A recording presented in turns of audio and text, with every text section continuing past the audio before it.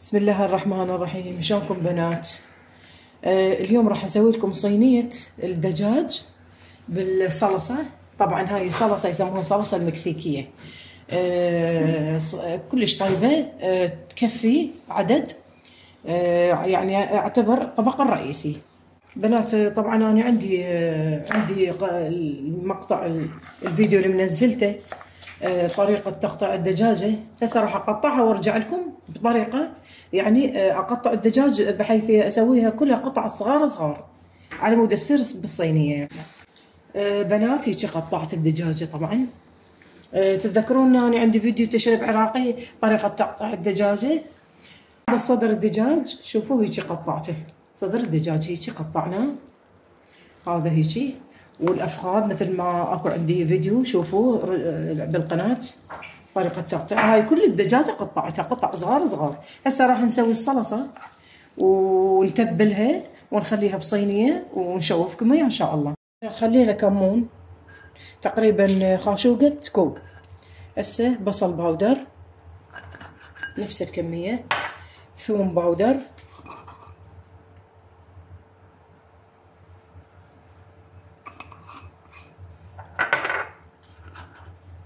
فلفل الأسود،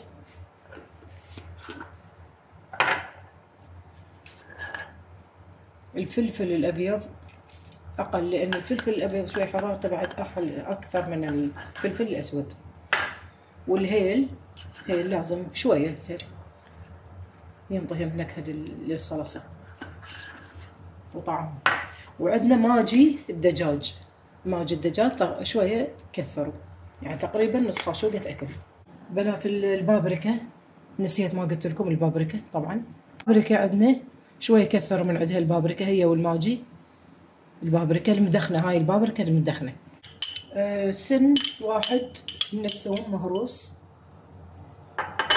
زيتون تقريبا نخلي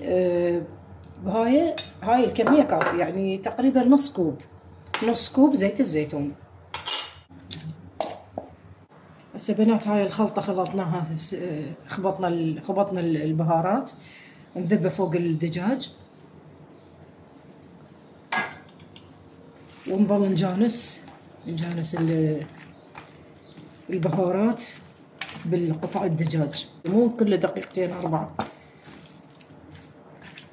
تجانس المواد بهاي الطريقة، اللي قصدي البهارات والثوم. بس بنات راح نخلي زيت الزيتون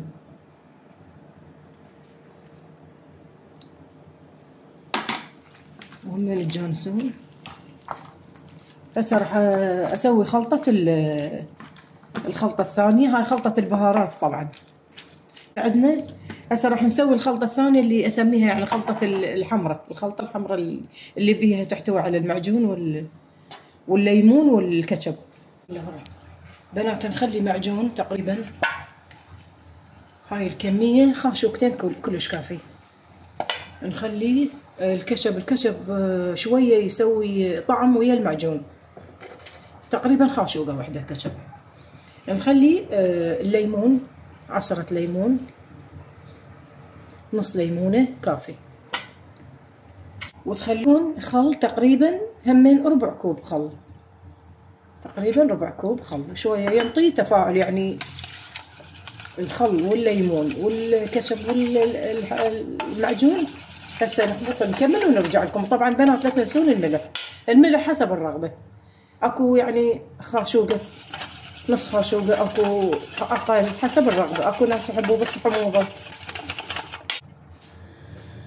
انا خليت على صلصة على الملح على صلصة، وخليت هنا همين رشة ملح على الدجاج لان شوية الدجاج يمتص الملح. تخلون وتجانسونه همين نفس الشيء. بنات هاي البوتيتة راح نخليها ويا صينية الدجاج. نقطعها بهذا الشكل الطولاني هيك تصير، او هيجي بهذا الشكل. زين راح نخليها. طبعا ما راح اخلي باذنجان او فلفل او والبصل بهذا الشكل، بصل بهذا الشكل.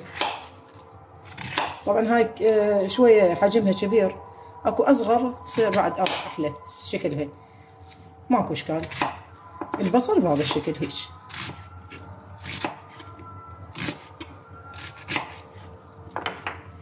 هذا الشكل.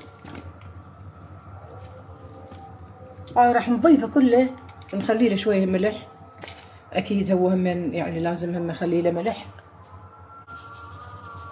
نخلي له ملح هو والبوتيتا، ونضيفه ويا الصينيه ونظل نجانس به على ويا الصلصه.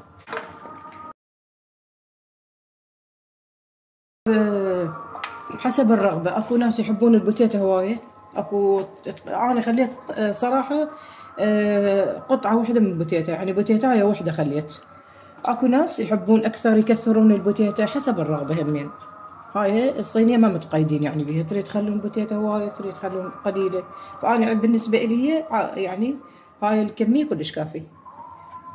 راح تضيفون الصلصه، لا تشوفوها هيك بس، بعدين ترى بالفرن تذب المي مالتها، لا تضيفون المي. اكو بنات يضيفون، هاي ملاحظه طبعا، اكو بنات يضيفون يعني حبايبي تخلون مي ويخلوها على هاي، فتصير يعني هوايه سوائل، لان الدجاج راح يذب السوائل مالته.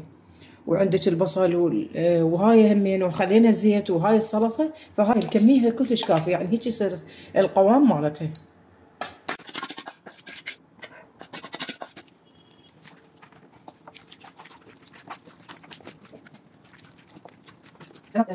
عيني هيك صار.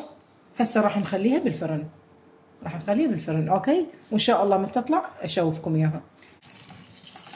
طبعا حبايب شوفوا مثل ما قلت لكم ايش قد ذب سوائل، هاي الدهن والسوائل مال الدجاج هذا يكفي هيك، يعني الجو بعدنا احنا شغلت الجو طبعا، انا شغلت الجو.